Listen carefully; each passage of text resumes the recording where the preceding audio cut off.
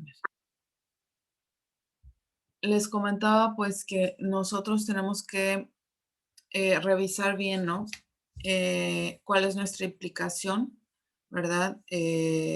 Por ejemplo, al tomar una capacitación para trabajar las adicciones, ¿verdad?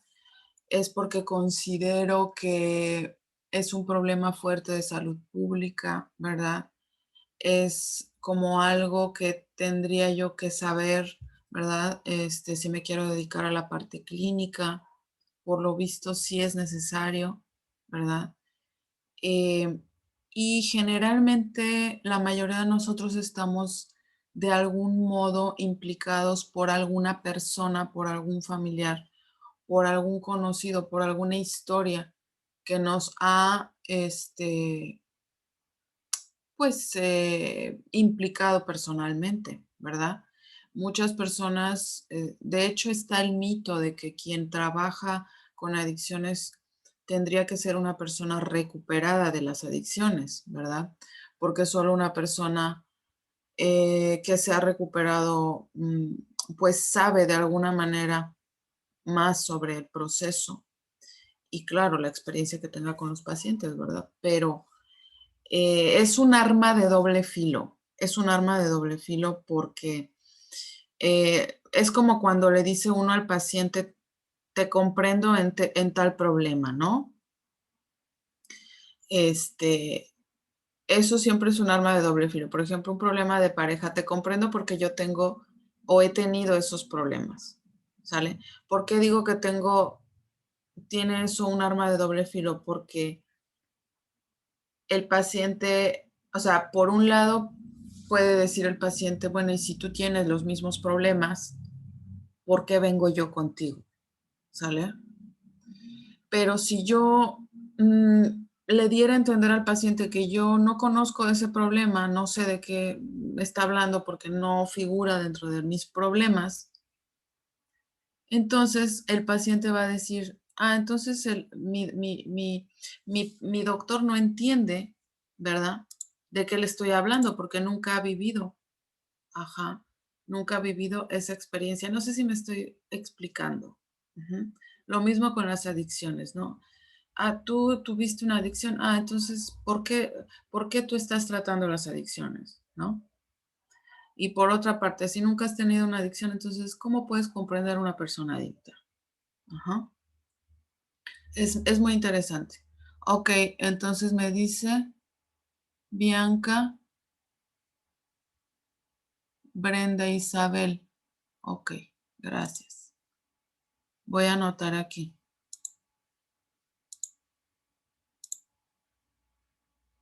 Bueno, al final checo esa parte, ¿vale? Para no perder un poco el hilo.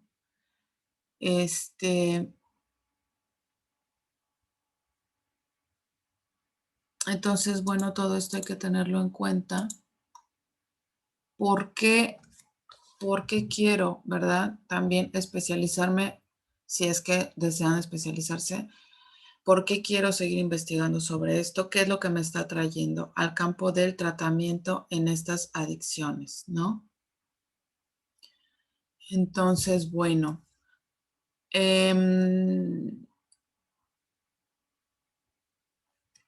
realmente los autores que vamos a estar revisando pues también tienen su propia experiencia, ¿no?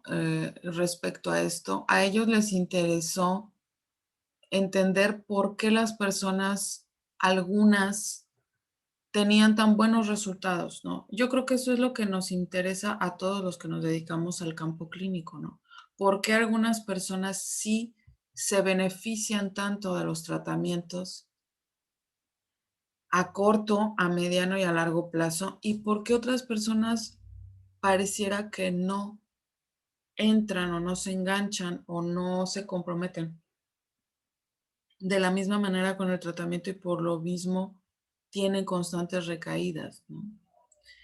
Eh, entonces, bueno, generalmente nos interesa cuando vemos esas diferencias individuales tan fuertes, ¿no? Tan marcadas independientemente a los tratamientos, ¿no? Entonces, el problema de tratar las adicciones tiene varios obstáculos. Eh, un primer problema es el tiempo, porque cuando estamos al frente de algunos clínicas, centros de asistencia eh, públicos, o digo públicos o asistenciales, este, a lo mejor tenemos poco tiempo con el paciente. Las citas son breves o se tienen que realizar muchas tareas administrativas, ¿verdad? Entonces, cuando se da este tipo de atención muy primaria, este, pues, o más bien mucha gente que trabaja en el ámbito más primario de la salud, por ejemplo, la medicina familiar, o los dentistas, etcétera, no van a ver las adicciones como un campo que ellos puedan tratar, obviamente, ¿no? Este, pero sí están más familiarizados con otras enfermedades crónicas y complejas, ¿no? Em, y no ocurre así con las adicciones. Entonces, bueno. Entonces, quienes trabajan en los servicios de salud tienen también otros problemas que abordar y ven esta parte de las adicciones como más allá de su responsabilidad, más allá de su experiencia profesional, ¿sí? Pero definitivamente, pues los problemas de uso de sustancias están siempre muy estrechamente relacionados con la salud mental.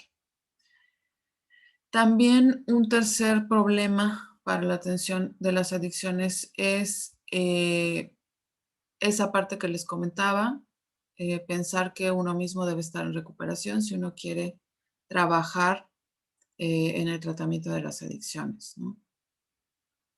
La verdad es que esto no ha sido ni investigado, ni hay evidencias de que esto ocurra, este, porque lo que sí sabemos es que está muchísimo más ligado con el paciente, con su historia de adicción, que con que si el terapeuta estuvo o no él mismo implicado en algún problema de adicción. Ujú. Entonces, la eficacia de los tratamientos realmente está relacionada con aspectos técnicos más que con cuestiones de la historia del terapeuta. Ujú. Eso hay que dejarlo claro. Entonces, bueno, la verdad, yo considero en lo particular que muchas veces eh, creemos que lo que no podemos trabajar es algo muy serio, debe ser algo muy complicado, debe ser algo muy difícil, ¿no? Pero claro, partimos de que si no lo conocemos, pues es difícil, nos va a ser más complicado trabajarlo, ¿no? Pero no necesariamente el problema es el complicado, sino que exige de nosotros pues un aprendizaje más fuerte, ¿verdad? Disciplinarnos más eh, o estar un poquito más dispuestos, ¿no? A ir más allá de lo que ya sabemos. Ujú. Bueno, entonces en algún momento las personas adictas pues fueron considerados incluso personas mentirosas, ¿no? Con una enfermedad, ¿no? Es decir, mentirosos patológicos, fueron considerados sociópatas, personas que siempre están en negación, personas que siempre se están defendiendo, ¿verdad? Que siempre caen en mecanismos de defensas muy inmaduros, ¿verdad? Muy reactivos. Entonces, es cierto todo esto que ocurre con los problemas de la adicción, pero en todo caso también ocurre en muchos otros problemas de salud mental, no solamente con con las personas que tienen adicciones. Ujú. Entonces, también, bueno, son muchos estigmas que recaen, ¿no? Sobre quienes tienen un problema de consumo. Y bueno, también hay que entender que las personas que llegan a tener un problema de abuso de sustancias tienen o se presentan, pues, como en todos los problemas mentales también, en un espectro muy amplio, muy completo de la personalidad. Ujú. Es decir, tienen rasgos de carácter, de personalidad, variados. Ujú. No necesariamente siguen como un perfil cognitivo o como un perfil con ciertos rasgos de la personalidad, ¿no?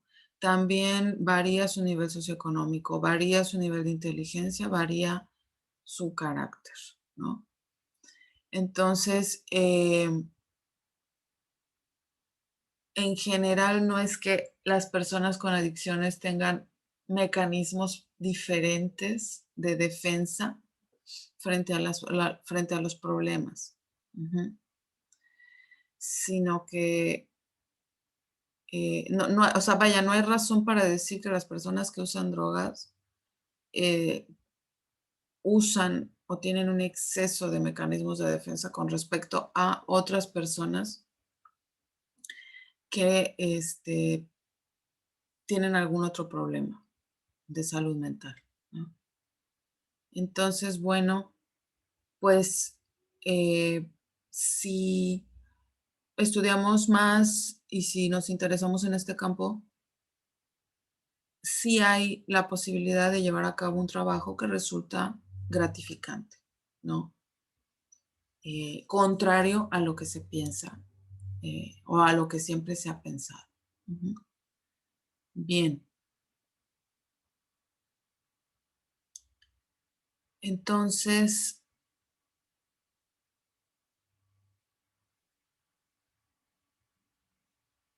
permítame.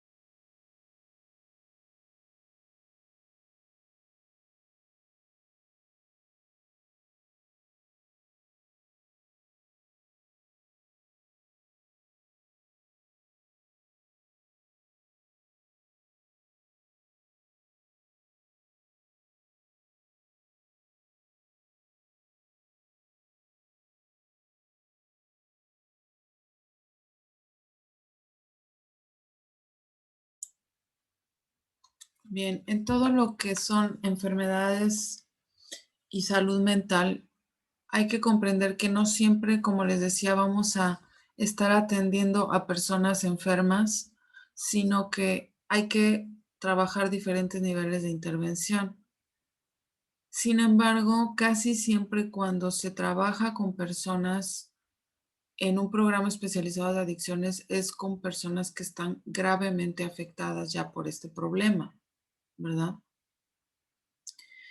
Este, entonces, hay como otro tipo de atención de prevención para enfermedades como diabetes, hipertensión, enfermedades cardíacas, ¿verdad? Siempre hay mayores programas para el tratamiento que son universales. Esa es la parte que les decía, prevención universal y la prevención selectiva, ¿verdad? Y ya la atención aguda, pues sería la parte de la rehabilitación, ¿verdad? Donde ya se aborda un espectro completo del trastorno adictivo, dependiendo de su gravedad. Ujú. Entonces,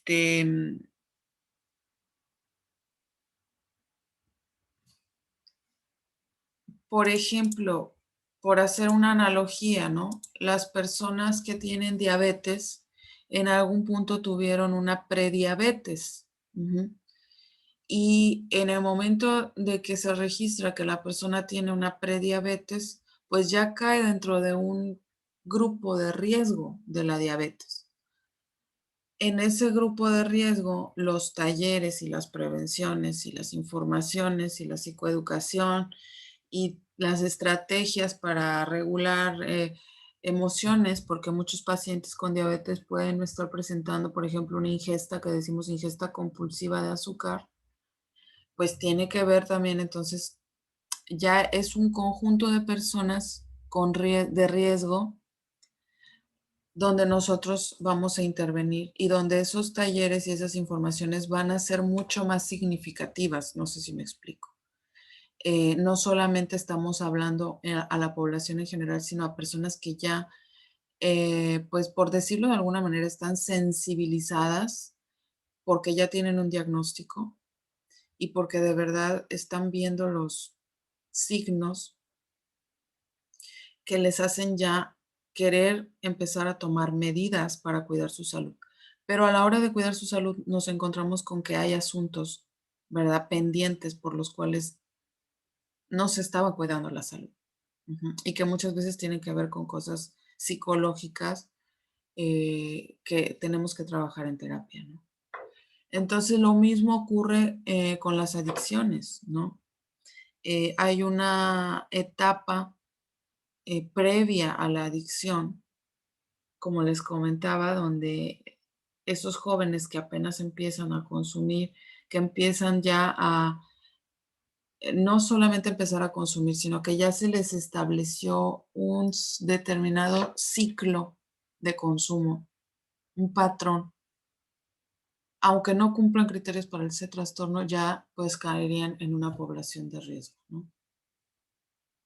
Bueno, entonces no sé si haya preguntas hasta acá, comentarios, participaciones.